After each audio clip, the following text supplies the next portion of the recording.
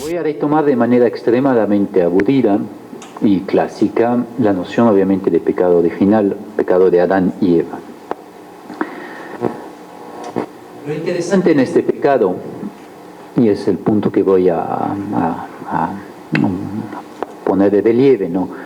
Creo que han sido distribuidos precisamente las partes o el capítulo en el cual en mi trabajo desgloso toda la dimensión bíblica del pecado. El punto que quiero poner muy claro aquí es que Adán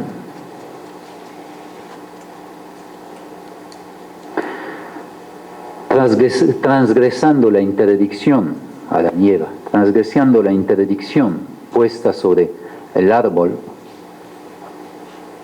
comerse el fruto del árbol, conocimiento del bien y del mal, transgresan no una ley, en la idea clásica del occidente que tenemos de ley,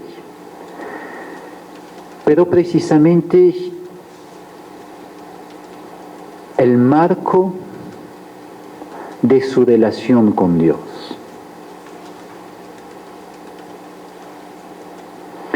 Es decir, su condición de criatura, creada en una relación con Dios. Tiene su marco en el cual esta relación sigue siendo verdadera,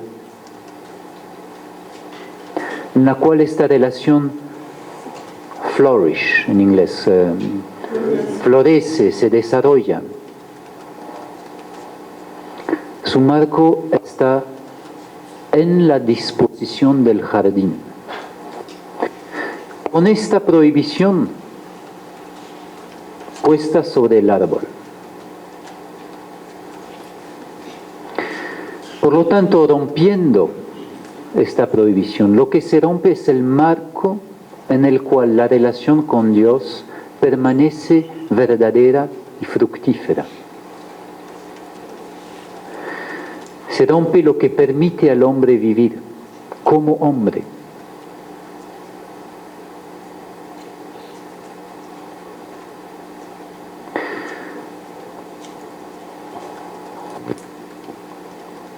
Segundo punto. Esta ruptura ocurre por medio de un sueño, de un ensueño, si puedo hacer el juego de palabras en español, ¿no? El ensueño de la serpiente que propone y afirma que el conocimiento del bien y del mal los hará como dioses. Es decir, negación, la negación precisamente de su estado de criatura.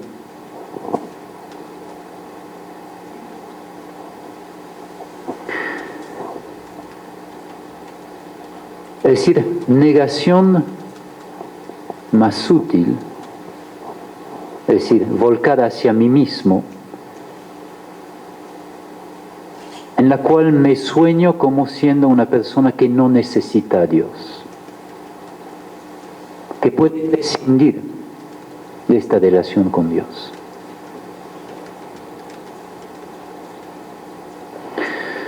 El sueño de una autonomía absoluta, diríamos hoy en día.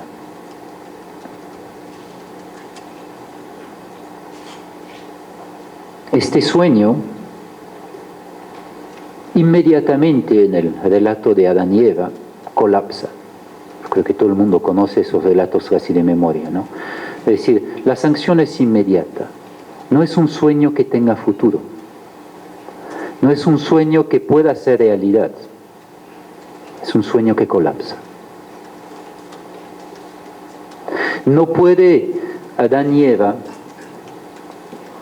ser como dioses, porque son criaturas. No hay forma de superar lo que ontológicamente somos. No hay forma de superar la relación que nos define ontológicamente.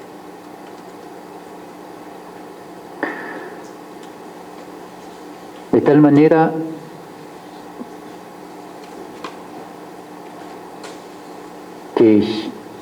si este sueño de una autonomía absoluta es propuesto, no tiene futuro, pero sí tiene consecuencias.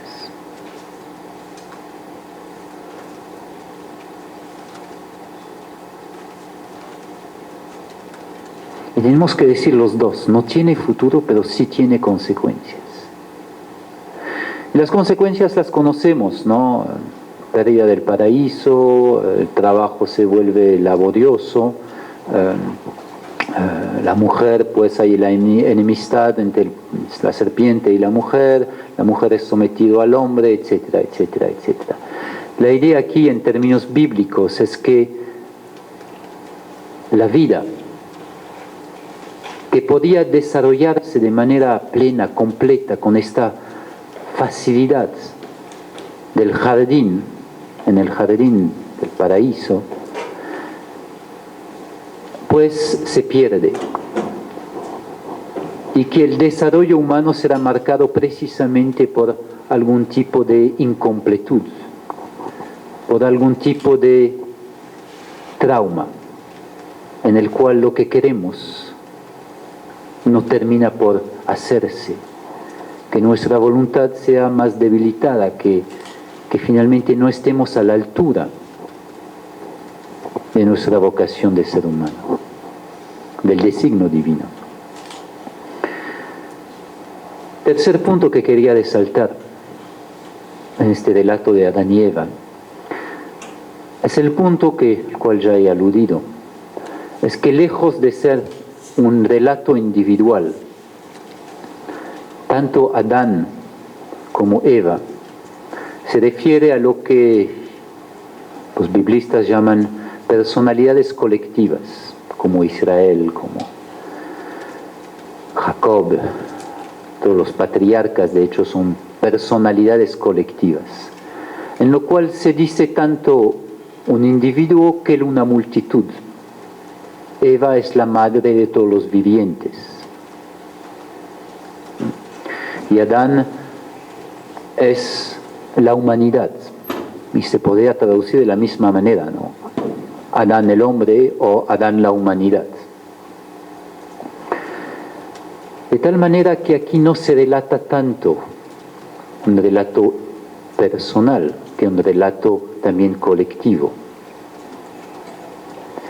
Y solo nuestra lectura de occidental, finalmente, por el ensueño de un nombre, Adán se llama, por lo tanto es una persona singular, Eva se llama, por lo tanto es una persona singular, pensamos que aquí se trata de un pecado que realmente tuvo lugar entre una persona histórica y otra persona histórica. Los hebreos fueron más sutiles, ¿no? Es tanto una cosa realmente personal, pero al mismo tiempo algo que ocurre a toda la humanidad. Este relato tiene, por lo tanto, en su fuente bíblica misma, algo de un paradigma para todas las épocas. Lo que se dice aquí es el drama del pecado, es el drama del rechazo de la relación con Dios. Bien, salto un poco adelante, no voy a hacer mucho hincapié en Abel, Caín y Abel, voy a saltar directamente a otro relato conocido, que es la Torre de Babel. La Torre de Babel, todo el mundo se recuerda, pues es un relato muy conciso en el libro del Génesis, ¿no?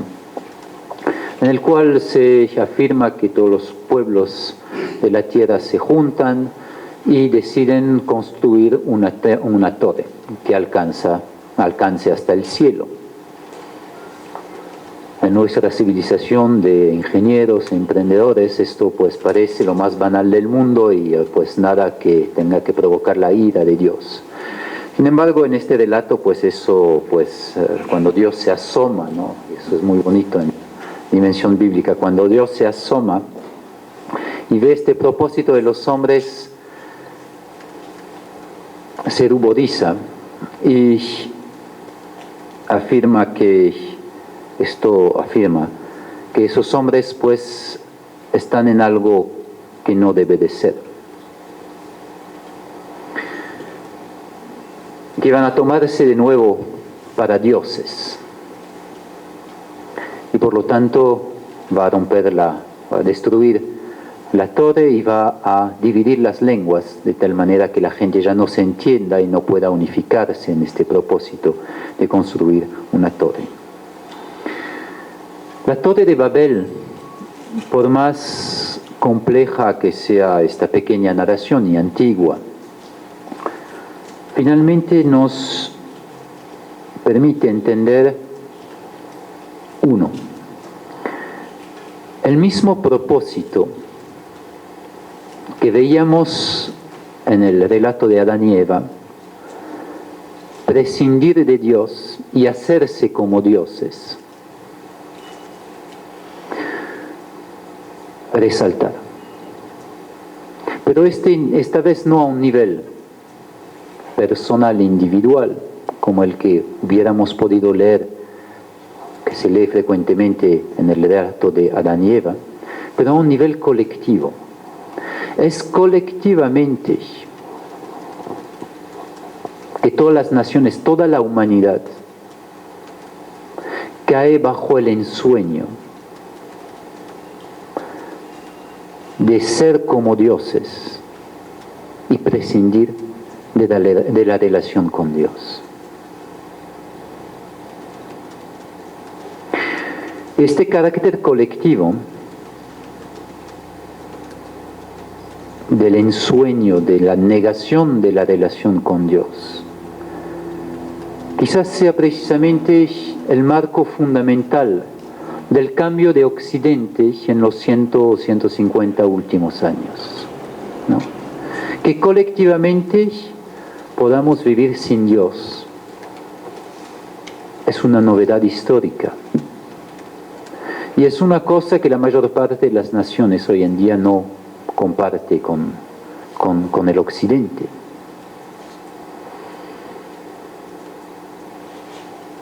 Y sin embargo, esta secularización acelerada de nuestras sociedades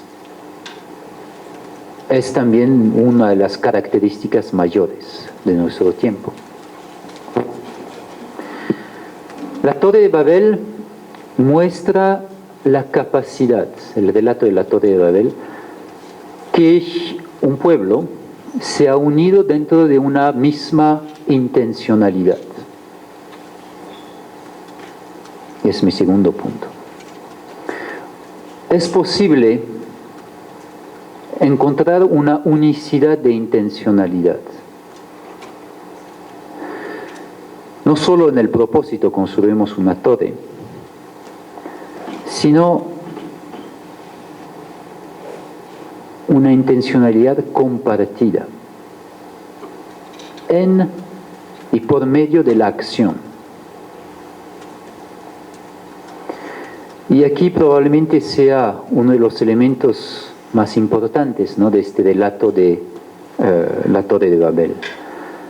La intencionalidad es no de un solo hombre, del arquitecto, no de la clase dirigente o de los banqueros que permiten la construcción de esta torre, sino de cada uno de ellos. Comparten una misma responsabilidad, ya que todos caen bajo precisamente la acción de Dios, que derrumbe la torre y separa a todas las naciones. Hay como una responsabilidad colectiva aquí por el hecho, unida precisamente por el propósito que comparten.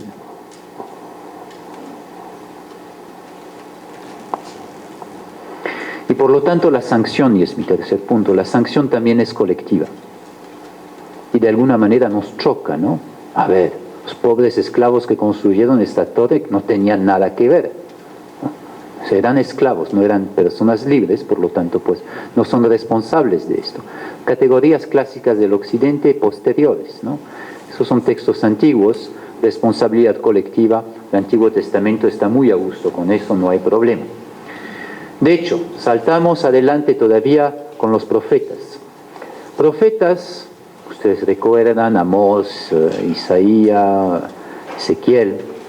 El uno y el otro castiga a Israel. Y Israel, pues, ha ido, hoy en día, como iban sus padres, ha roto la alianza y por esto Dios lo va a castigar. Palabra de Dios ahora le va a ocurrir, etcétera, etcétera, ¿no? Serán dispersos por toda la tierra, van a perder pues Jerusalén será destruido, etcétera.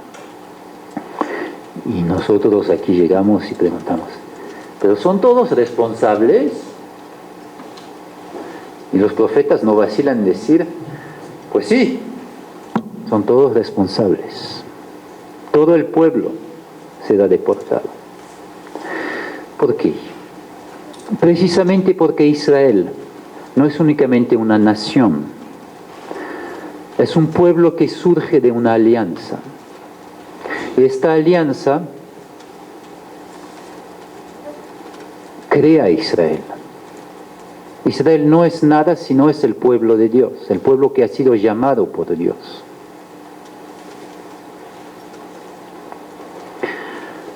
Y esta alianza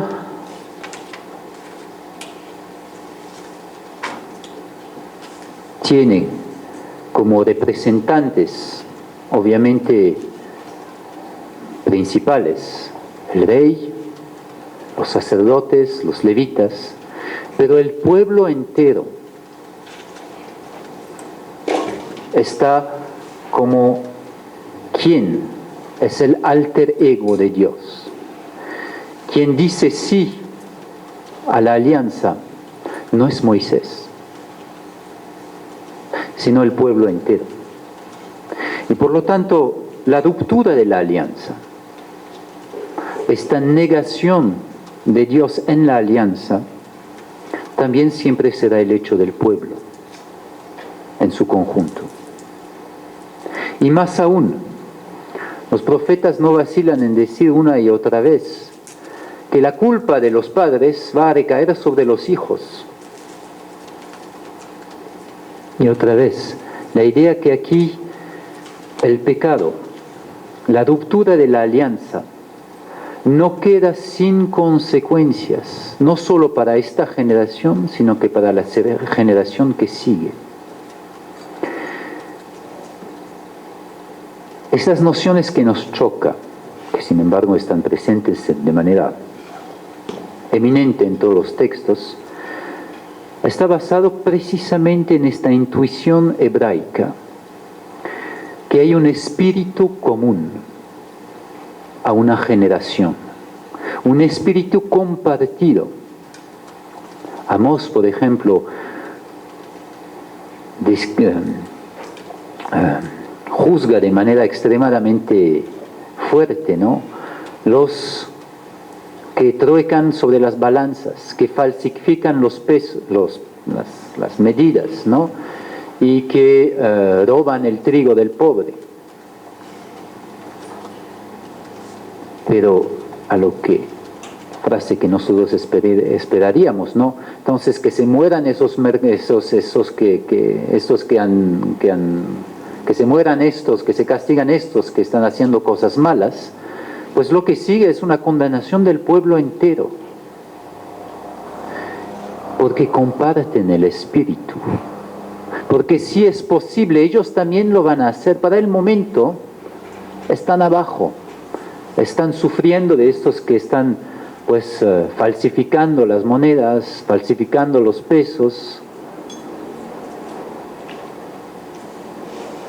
pero por poco que se les dé la oportunidad, ellos mismos harán lo mismo. Una comparación actual que permite entender esto mejor, ¿no?, en esta intuición bíblica. Ustedes saben que todo el mundo se queja de la corrupción en México, ¿no?, pero siempre son los demás. El problema de la corrupción es que es una cosa vehiculada por la cultura, en gran parte. Y que muchas personas, dadas las oportunidades, si se da la oportunidad de pedir, por favor, no obviamente, pues, la palabra fea de corrupción, pero una ayuda, un préstamo de servicio, una facilidad, lo que sea el nombre que daremos, muchos tendrán dificultades en negarse. Digo, en negarse, porque es socialmente esperado por el medio que los rodea. En un partido político, cuando llegan al poder, van a existir las presiones para recompensar las personas que los han apoyado durante 15 años. Se trata de recompensar personas que han hecho un trabajo fabuloso para mí. ¿Pero cómo? Vendiendo pues puestos públicos. Eso es corrupción. Corrupción es un espíritu compartido. Mal gobierno también es un espíritu mal compartido, ¿no? Muchos elementos que castigamos socialmente son finalmente presentes culturalmente. Y si nosotros mismos nos negamos a ellos como individuos, posición la cual no estamos sometidos a ello, no estamos dentro de un puesto en el cual hay corrupción, es mucho más difícil resistir a la presión social que nos va a pedirlo. Tomo el caso africano, típico, ¿no? De una persona que es electa en una posición de gobierno, incluso en una empresa.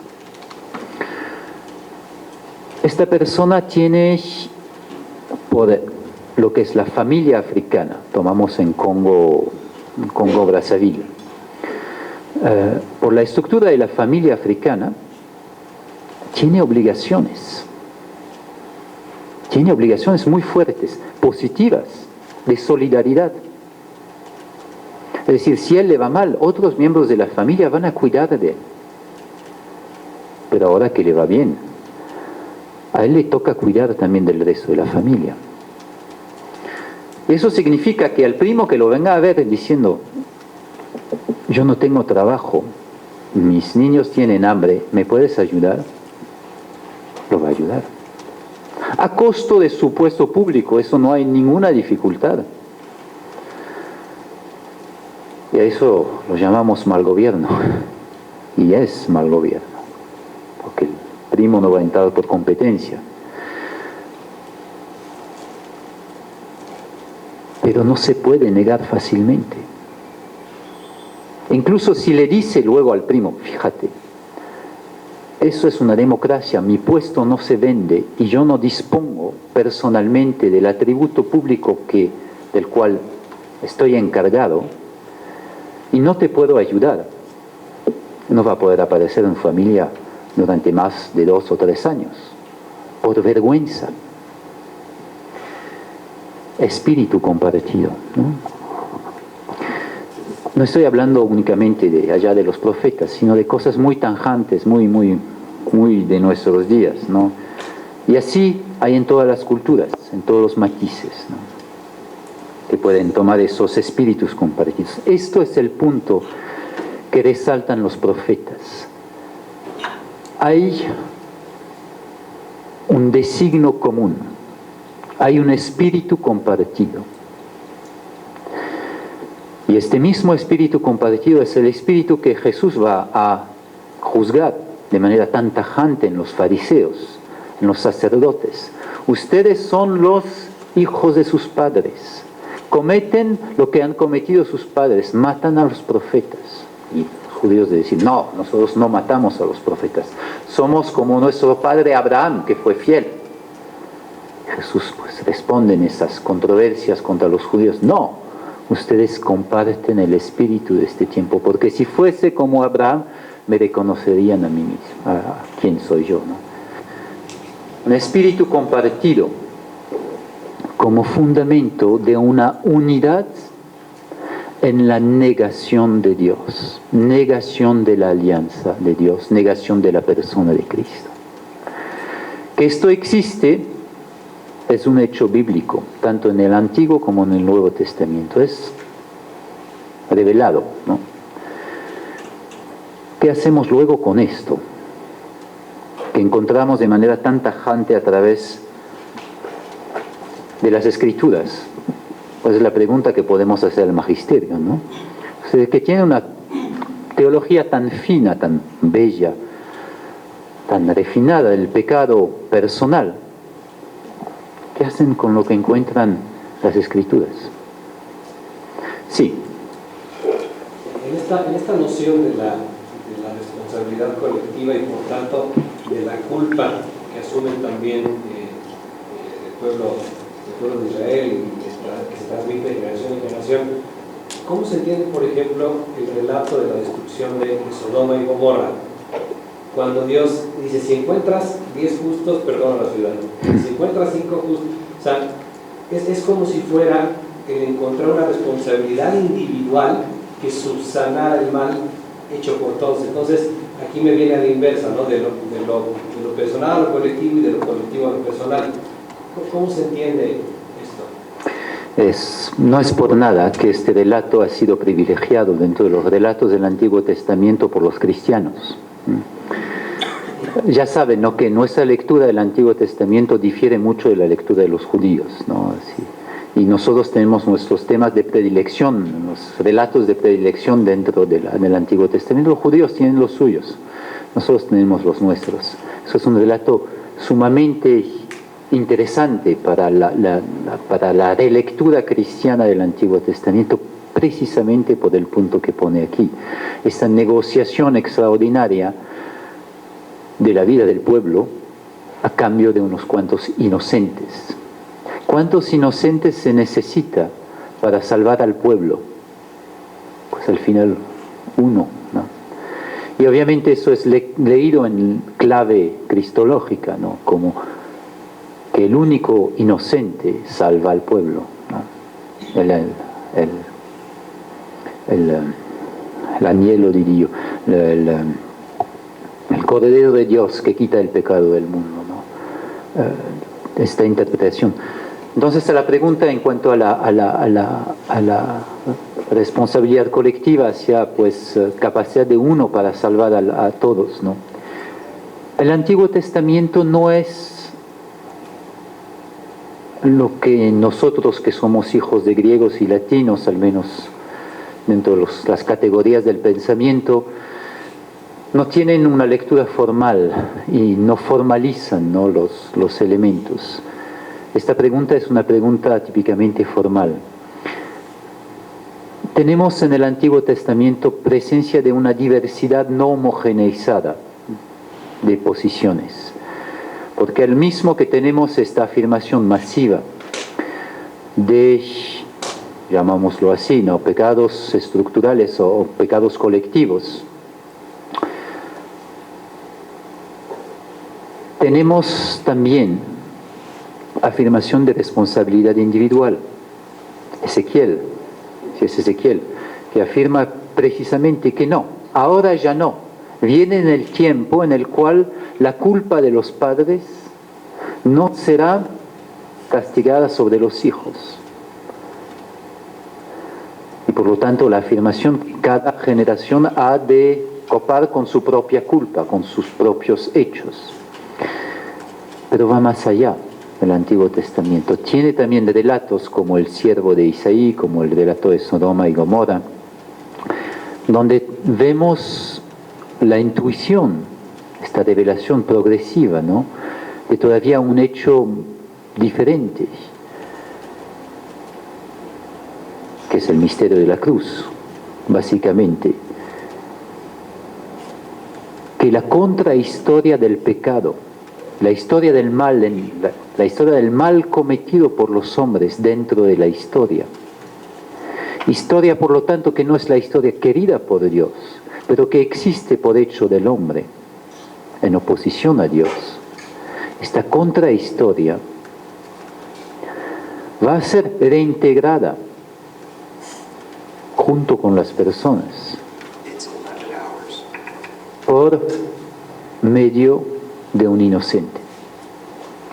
Como el Antiguo Testamento no lo vislumbra, sino en los cantos del servidor sufriente, y obviamente el Nuevo Testamento tiene esta lectura cristológica. Pero Pero es fascinante, ¿no? Ver esta relación. Y es un tema, creo, que todavía quedará por desarrollar, porque hablar de pecado nos es más fácil que de hablar de la gracia. Como hablar del mal es más sencillo que hablar del bien. Y por lo tanto, si existen estructuras de pecado, tenemos que preguntarnos por la existencia de estructuras de gracia. Estructuras, por lo tanto, que contrarrestan y superan las estructuras de pecado. Y esta pregunta aquí, en los relatos bíblicos, de la valencia de uno para salvar a todos, retoma a lo mejor la pregunta precisamente del heroísmo. Se muere el mártir, pero de la sangre del mártir brotarán generaciones de fieles. Es la afirmación clásica de la Iglesia. Pero es la misma intuición, ¿no? La persona que se opone a una estructura de pecado probablemente sacrifique su propia vida y muera por eso. O sufra mucho, muchas desdichas. Pero su ejemplo tendrá frutos que él mismo no puede vislumbrar.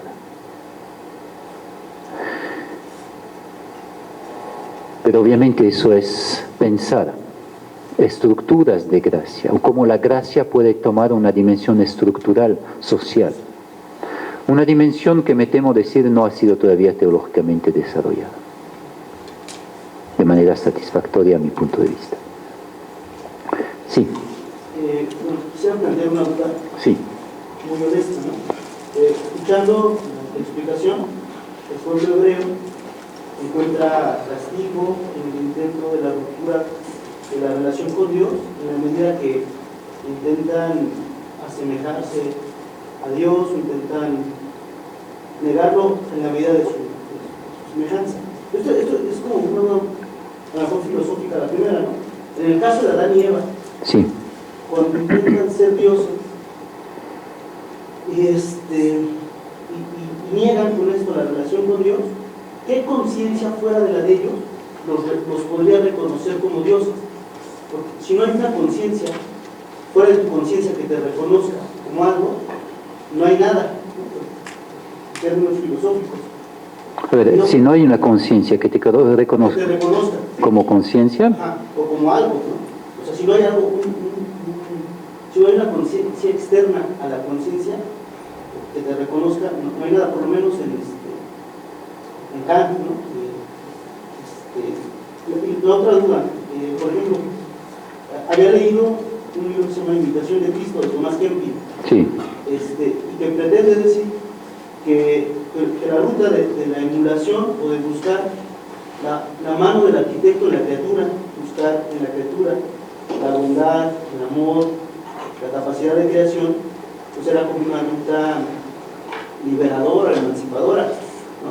Porque esa ruta para los hebreos, esa ruta de buscar en ellos lo que los asemeja a Dios, les causa tantas desgracias.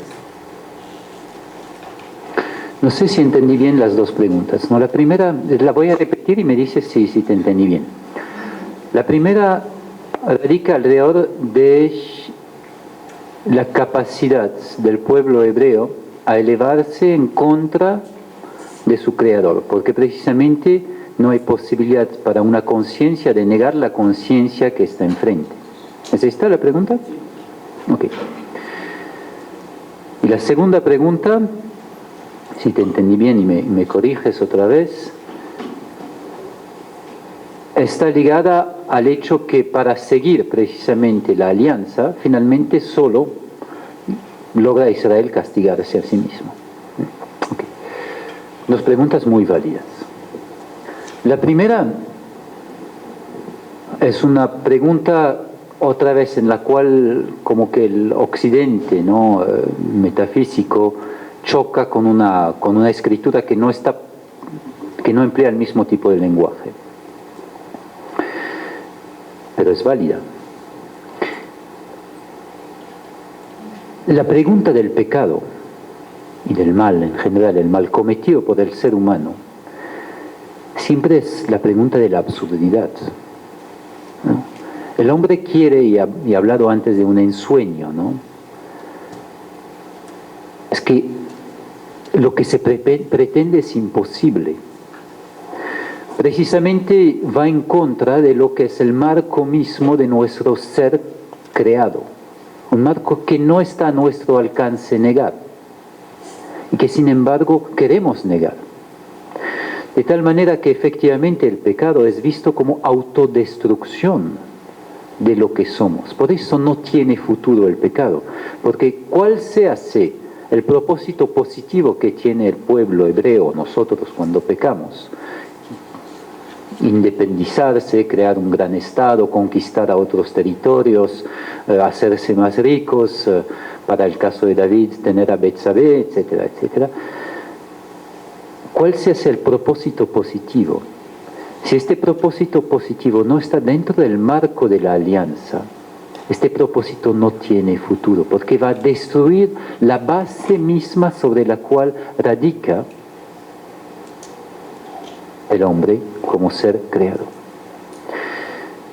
Por eso, y voy a la segunda pregunta, la desdicha también de Israel, ¿no? Conocen el libro de los Reyes. El libro de los Reyes es un libro magnífico porque enumera a todos los reyes. Y al principio dice, el rey tal y tal hizo lo que no le parecía bien a Dios, ¿no? Y este sí fue fiel a Dios. Pero los que no fueron fieles son mucho más numerosos que los que fueron fieles. Y la realeza como tal en Israel, la historia de la realeza es la historia de un fracaso. Y es el misterio, ¿no? Misterio que los mismos hebreos van a repensar al momento del exilio. A ver, ¿quién ha creado la realeza en Israel? ¿Quién ha ungido el primer rey? Dios. ¿Se habrá equivocado Dios? Y el rey ha sido el ungido para ser el garante de la alianza con Dios y gobernar en nombre de Dios el pueblo para que éste quede fiel a la alianza.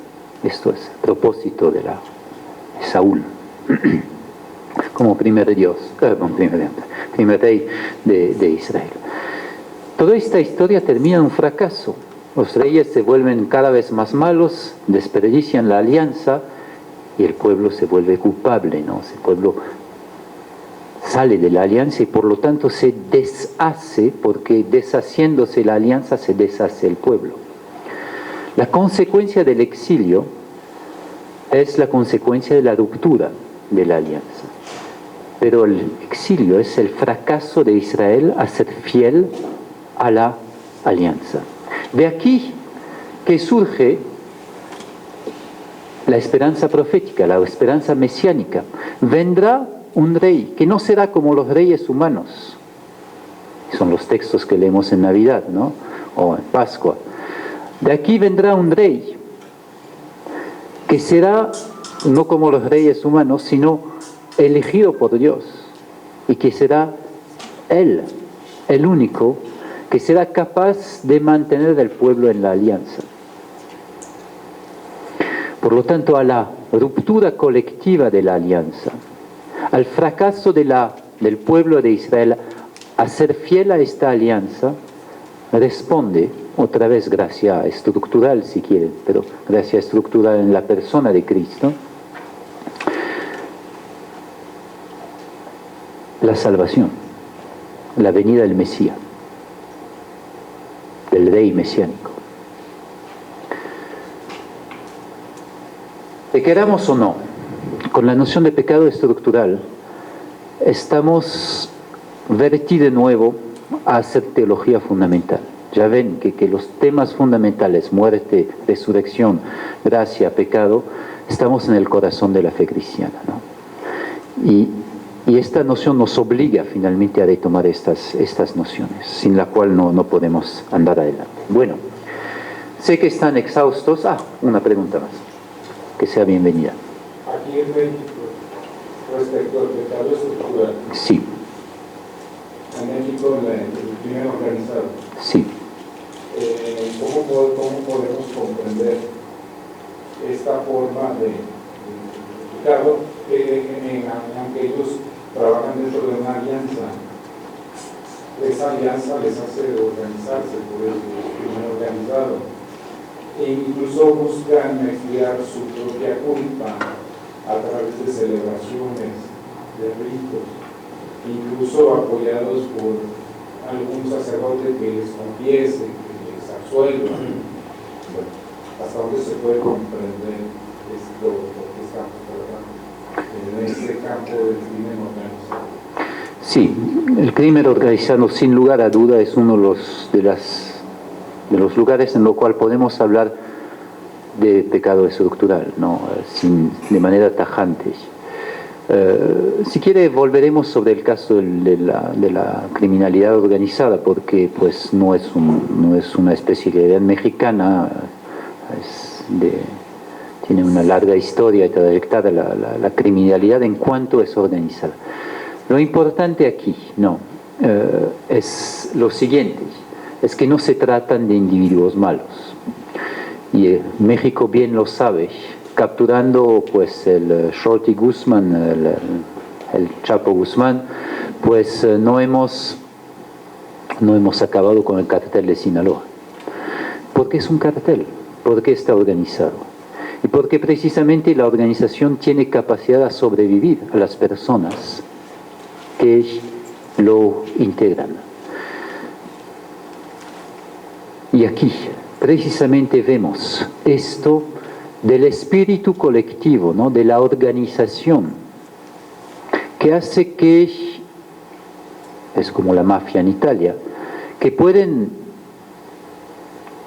arrancar o arrestar una tras otra a las personas, pero la organización sigue.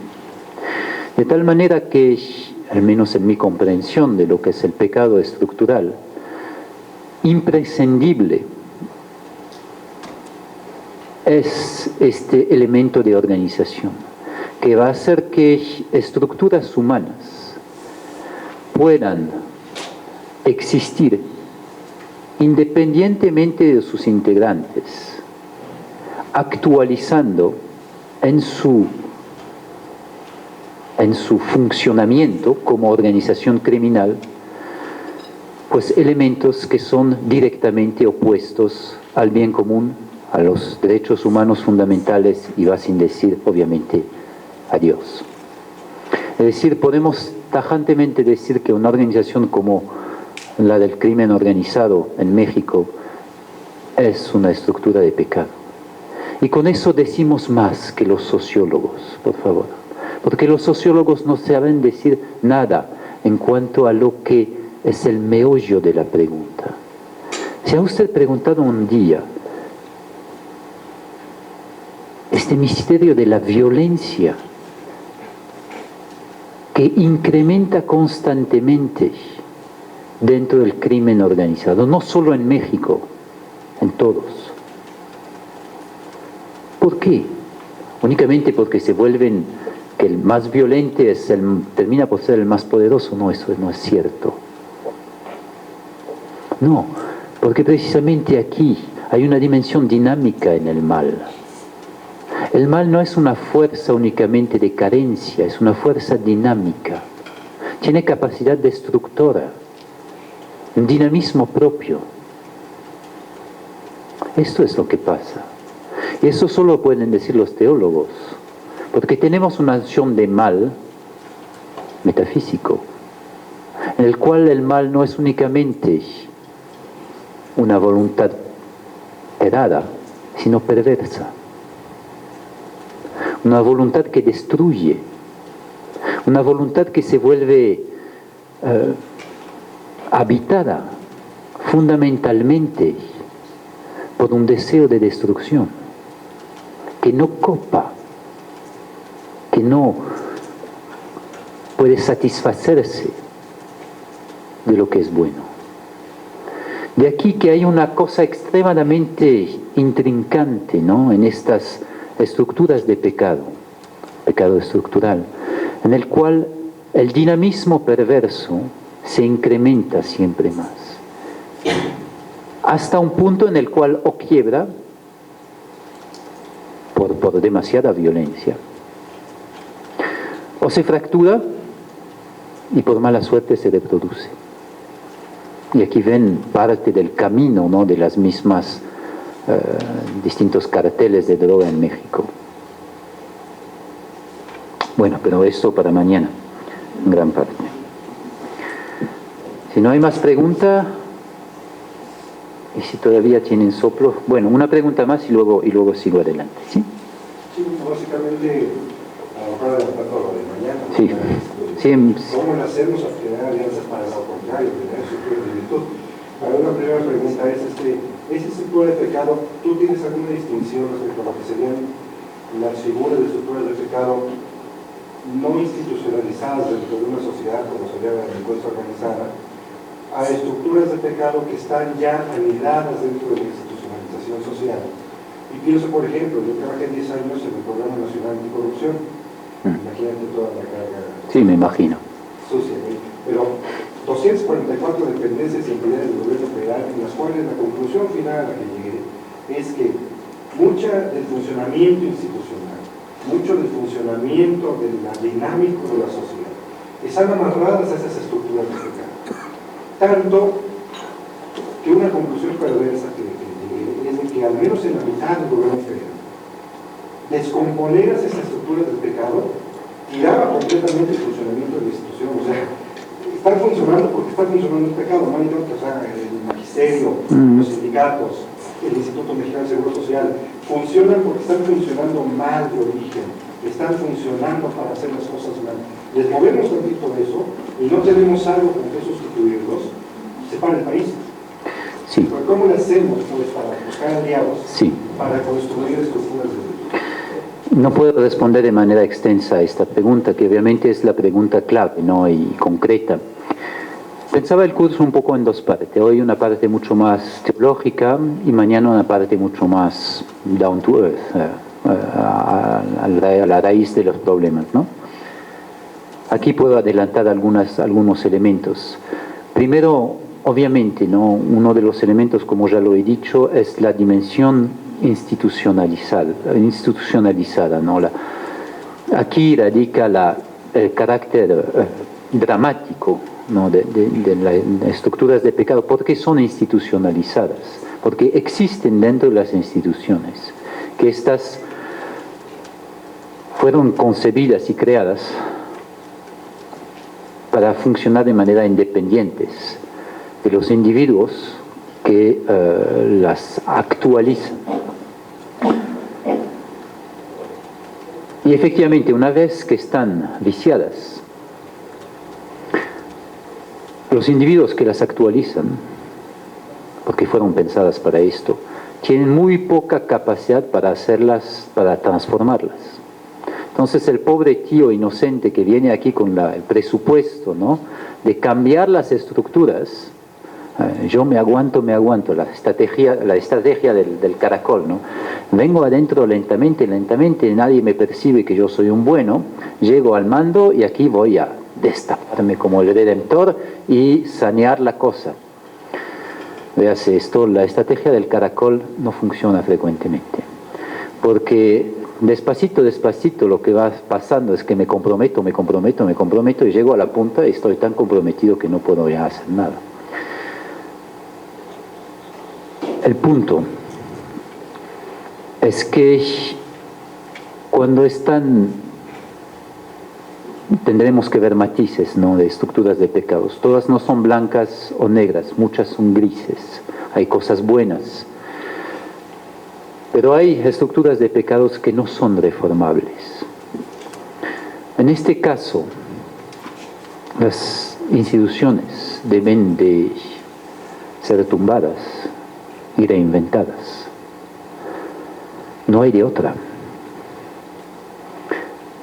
Por suerte en muchos casos, porque esos procesos son son catastróficos, ¿no? Cambios de instituciones mayores, en sí son momentos duros, difíciles, de lucha, de pelea, y en lo cual pues la mayor parte del tiempo es muy difícil vislumbrar lo que se debe de hacer. Suerte, en la mayor parte de los casos sí se pueden reformar instituciones, pero en algunos casos no. En el caso de la corrupción, pienso que es uno de esos casos, porque la corrupción, más allá de las instituciones, frecuentemente es un hecho ya cultural. Y aquí es uno de los puntos más dramáticos de estructuras de pecados, cuando han llegado a sobrepasar instituciones formales para llegar a ser elementos culturales. ¿Cómo fue, como es todavía en muchas partes el racismo? ¿Cómo ha sido la concepción que los negros eran esclavos por nacimiento, ¿no? Y muchos más. La inferioridad de la mujer pues no tenía racionalidad como para tener voto, ¿no? Obviamente, ¿no? Es irracional y emotiva, por lo tanto.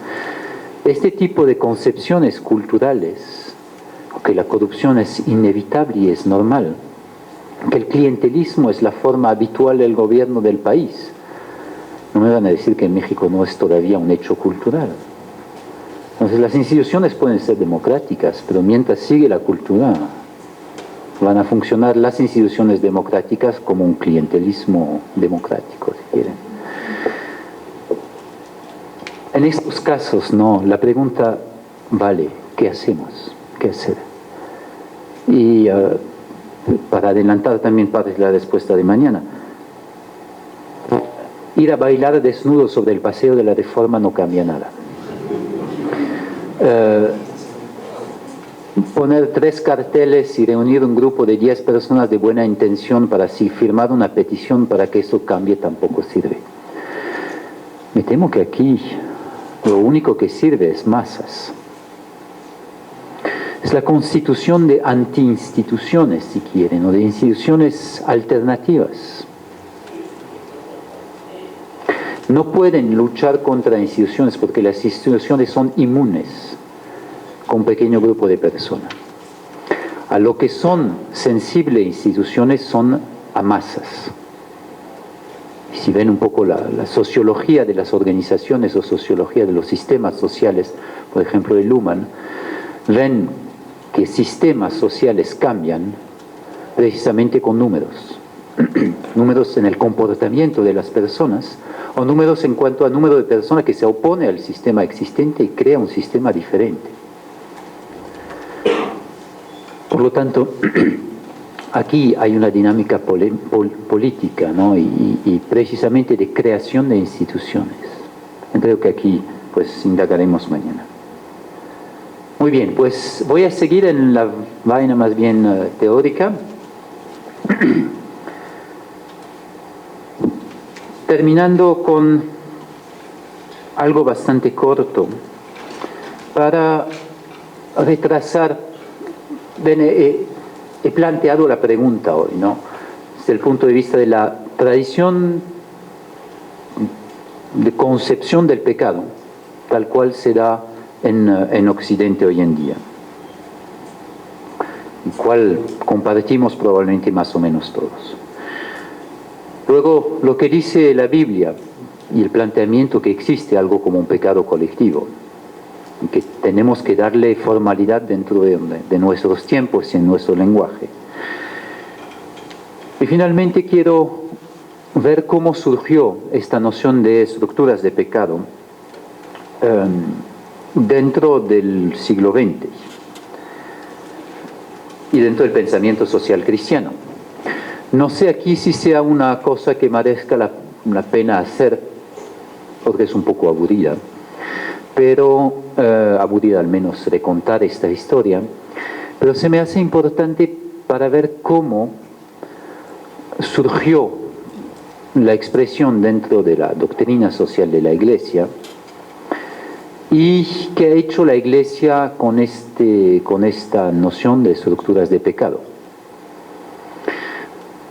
Pues aquí empiezo mi recorrido. Bueno, la noción, como ustedes saben probablemente, nos surge por el Selam, o en las palabras de los obispos latinoamericanos, pero en palabra de Juan Pablo II, como lo decía en la introducción. La noción de estructuras de pecado se encuentra por primera vez en la homilía de apertura de Juan Pablo II a la apertura del Selam, en Puebla. Sin embargo, las dos reuniones de Medellín y luego de Puebla, del Selam, se concentran sobre la particularidad del cristianismo en América Latina. Y dado las circunstancias y el tiempo, los años 60, un análisis estructural de esta realidad de índole frecuentemente marxista existe. Y la idea que los pobres son pobres porque no trabajan, porque son estúpidos, porque se lo merecen, porque etcétera, etcétera, pues da lugar a una visión mucho más adecuada de la realidad. Tenemos que ser reconociendo al marxismo por eso, ¿no? Del hecho que la pobreza tiene un origen estructural, que quienes son pobres hoy serán pobres mañana y seguirán pobres, mientras los ricos, que son ricos hoy, siguen ricos. Concretamente, sencillamente que la estructuración misma de la pobreza en América Latina tiene un índole estructural. Este percate, plasmado en un análisis marxista y bajo la lectura renovada de la posición que debe de adoptar la Iglesia dentro de la sociedad, hace que los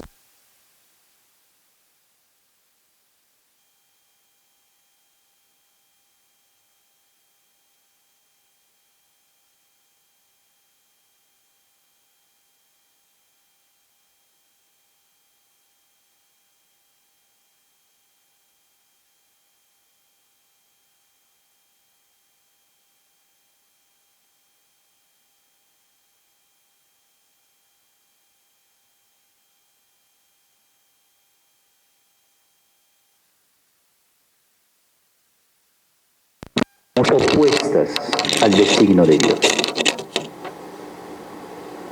Es decir, sencillamente desde el punto de vista teológico y como pastores, pueden decir a raíz de su lectura de la Biblia, de su lectura y de su fe, que esto no debe de ser.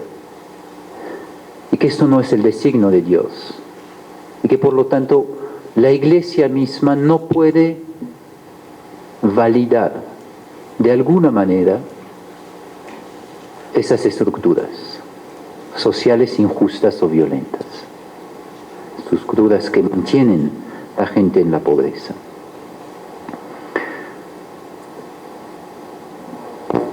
Si le agregan a esto la conciencia que la Iglesia, y que también surge en esos mismos años y en esos mismas reuniones, que el lugar de la Iglesia debe de estar con los pobres, que luego será llamado la famosa opción preferencial para los pobres, tienen todos los elementos para algo que es efectivamente muy semejante a la percate, ¿no?, de los profetas bíblicos en cuanto a la realidad social.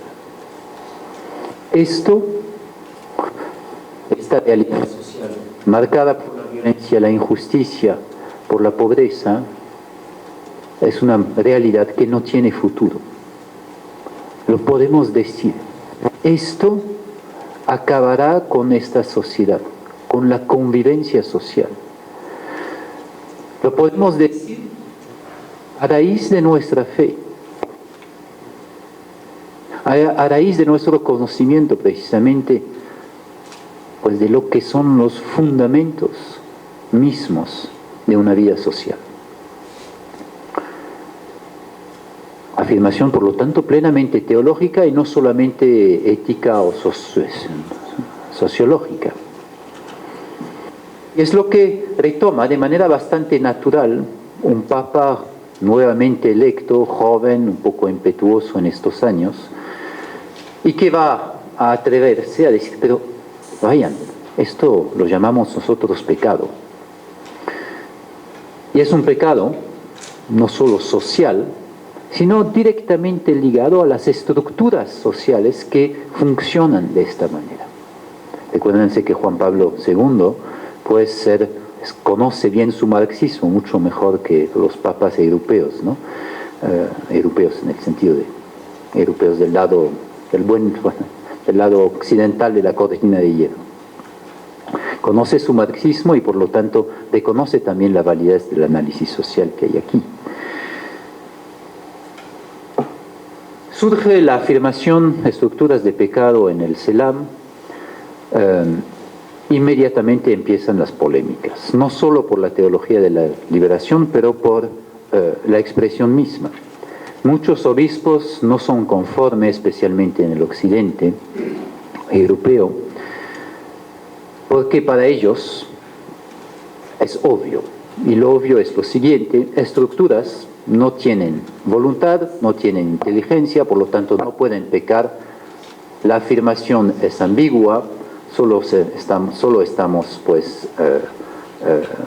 proponiendo una noción que finalmente no sirve y va únicamente a pervertir la mente de la gente. No hay algo como pecado colectivo. El pecado colectivo, especialmente el pecado estructural, no existe.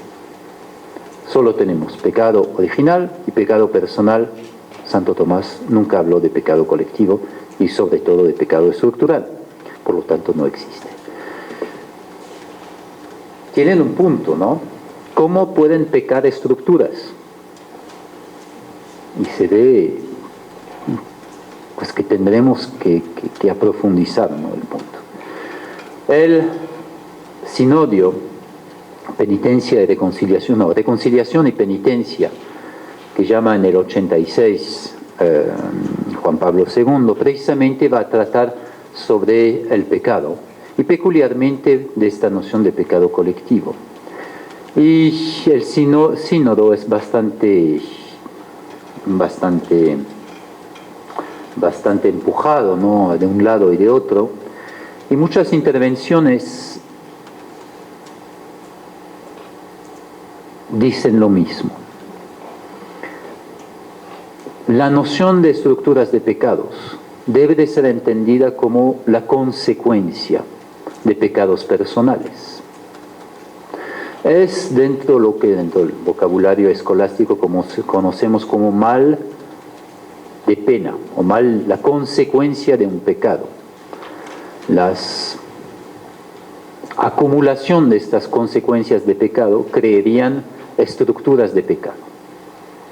La idea es un poco como un volcán, donde hay pecados personales y poco a poco se crean las faldas del volcán sobre el costado, por un tipo de agregación que ninguna de las intervenciones en el sínodo de los obispos propone esclarecer.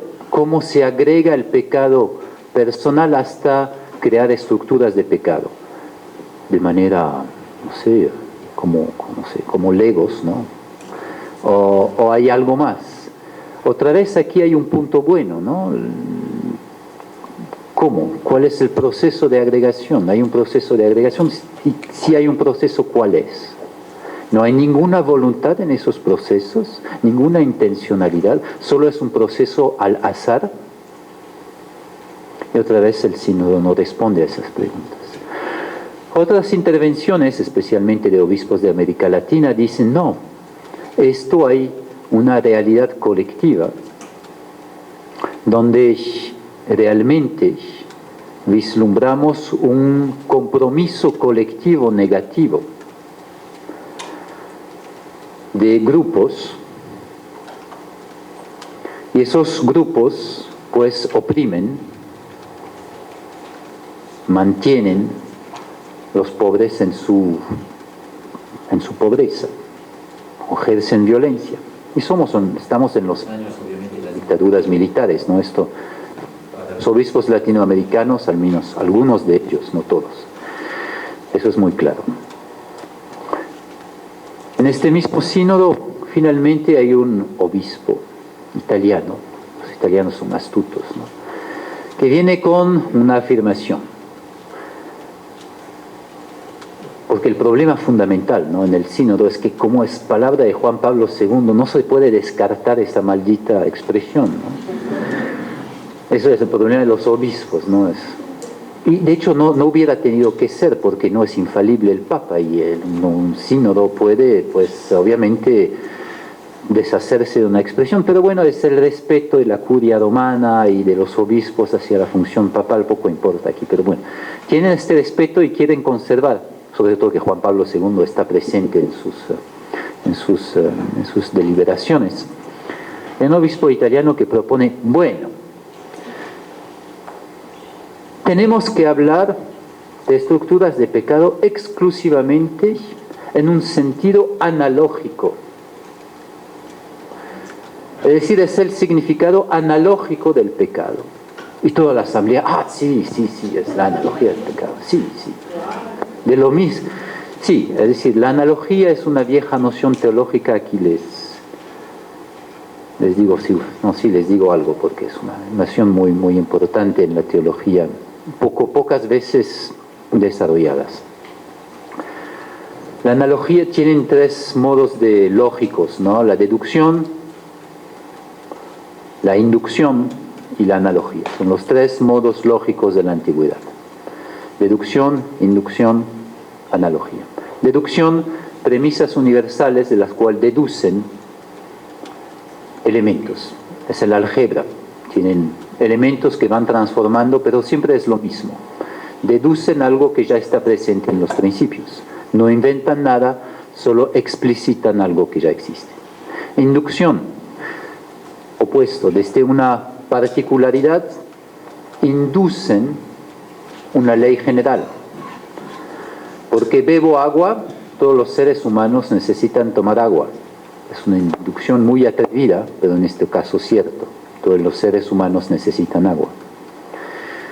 La inducción es frágil, pero poderosa, porque es capaz de intuir precisamente elementos nuevos. La analogía, la más creativa y la más difícil de emplear. La analogía es dentro de una relación entre dos elementos. El brazo es semejante a una pinza y permite agarrar cosas, como una pinza permite agarrar cosas. Hacemos una analogía. El brazo es como una pinza. Es falso, fundamentalmente, porque el brazo no es una pinza. Pero hay algo de verdadero dentro de la función, dentro de una disemejanza siempre mayor. El brazo no es una pinza. Hay una semejanza que es verdadera, la función. La analogía es empleada en teología, sobre todo a raíz del uso de la analogía por Aristóteles en la metafísica, para la analogía del ser. Y es aplicada por este maldito Santo Tomás, perdónenme la palabra, en cuanto al pecado. Porque cuando ha hecho esta distinción entre el pecado mortal y el pecado venial, habla de analogía. De la misma manera que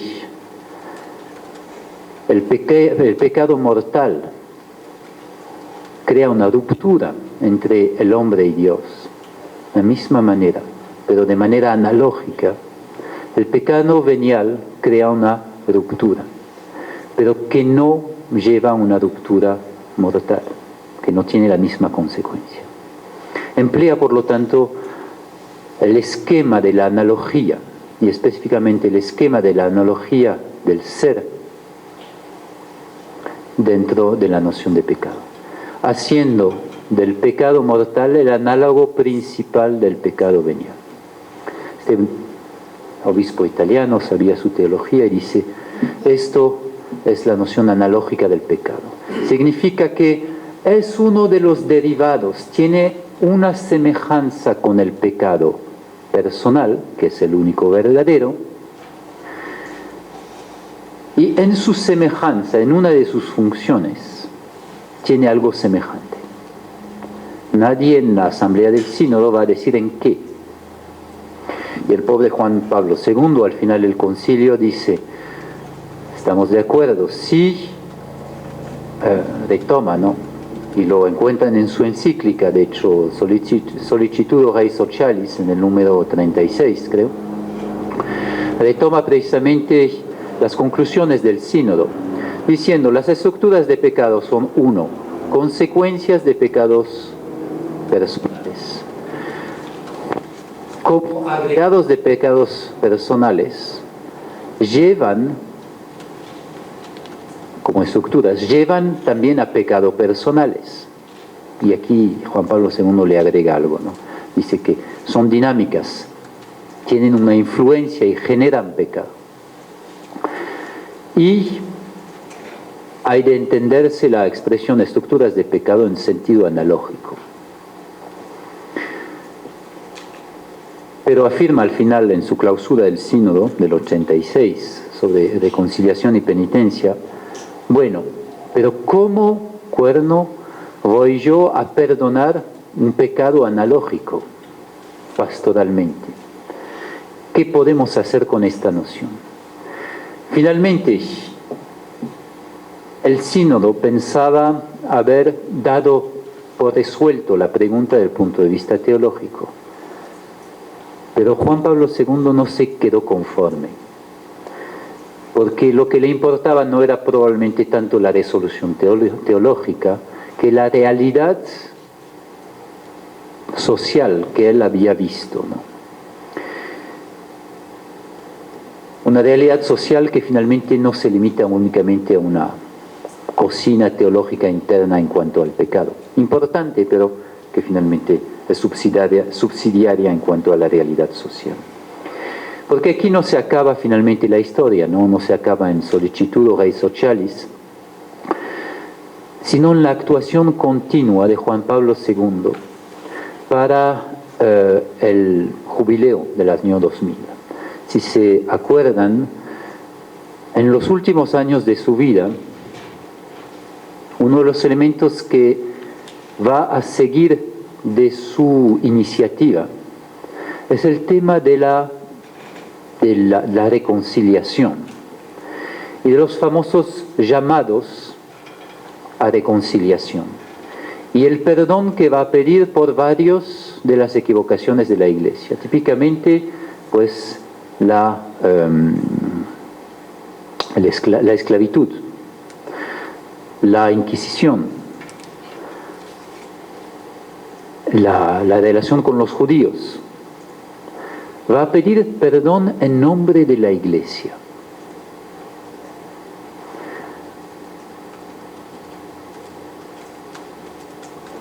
Esto fue realmente iniciativa de Juan Pablo II, no fue iniciativa de la Curia.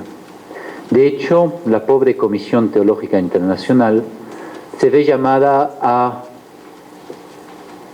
esclarecer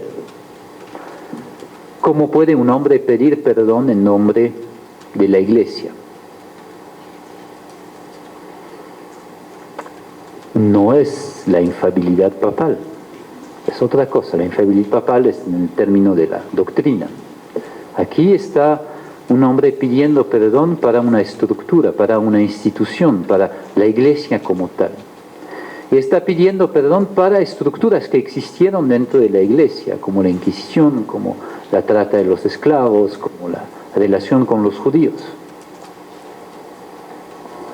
¿Qué tipo de perdón es este? Pobre Comisión Teológica Internacional, pues se pone a trabajar, hay un largo pasaje sobre la Biblia, un largo pasaje sobre lo que hay anteriormente en el pensamiento social cristiano, en los documentos de la doctrina social, y pues que desde el punto de vista de la Biblia sí encontramos pecados colectivos, sobre los cuales la Comisión Teológica no va más adelante que la noción de estructuras de pecado y se aferra a las ya conocidas conclusiones. Pero en cuanto a pedir perdón, pues la dificultad es que uno no puede pedir perdón para otros, que el Papa no puede comprometer a pedir perdón para toda una institución, según la Comisión Teológica. Entonces, pues la Comisión dice pues que recuerda la dimensión del perdón, dice que el perdón pues es perdón siempre de Dios, que el perdón es una realidad escatológica, que por lo tanto dentro de la dimensión escatológica podemos pensar que hay un perdón efectivo, pedido, etcétera, etcétera. Es interesante, pero no responde a la pregunta. Y sobre todo no esclarece lo que está haciendo Juan Pablo II aquí y ahora. Interesante, porque si Juan Pablo II pide perdón y es claro en sus documentos para la preparación del jubileo, es porque vislumbra precisamente que existen estructuras de pecado dentro de la Iglesia misma.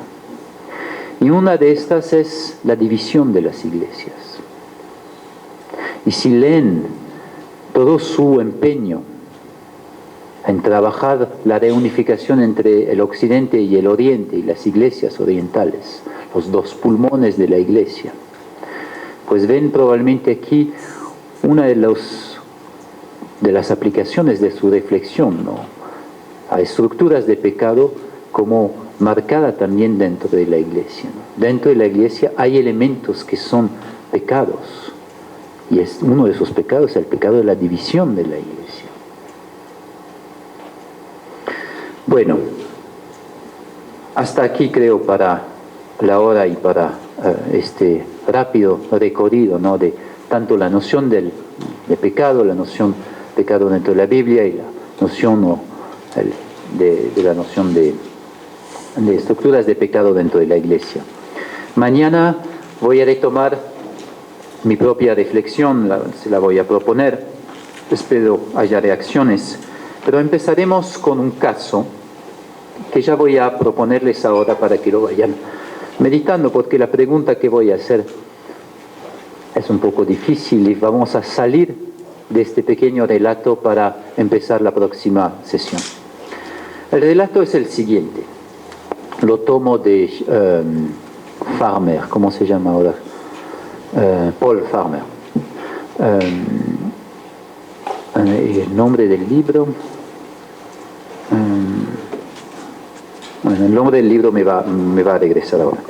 Es la historia de una chica en Haití que se llama Asefi, un nombre un poco chistoso, ¿verdad? Asefi.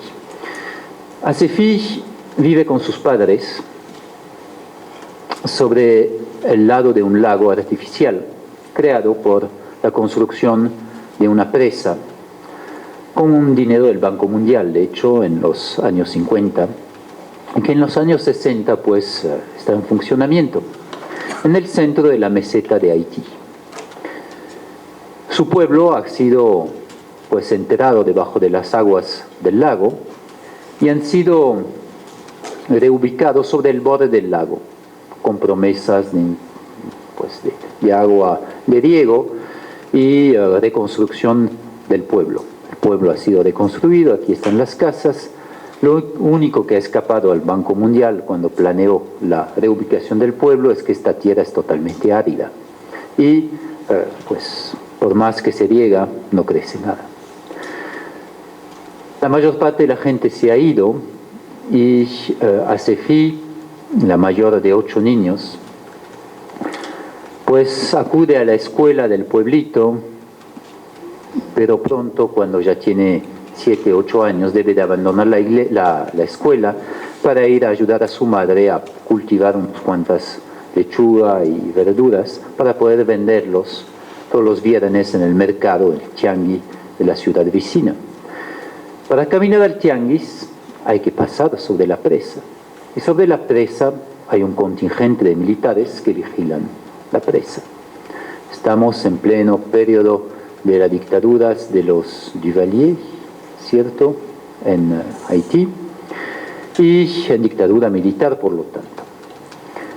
Asefi crece, tiene 18 años, es delgada, bella, hermosa, y un día de estos que va al mercado a vender, pues el capitán de los soldados se fija que esta chica sí es bonita.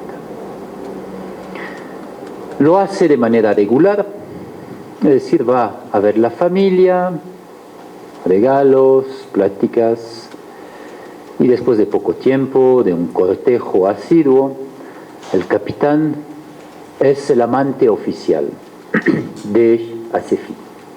No es que no tenga familia, pero la familia está allá en Port-au-Prince y pues una amante oficial es para esta familia muy pobre casi una bendición, porque la protección del capitán procura no solo un poco de dinero, sino también apoyo, valorización social y seguridad alimenticia a esta familia, sencillamente.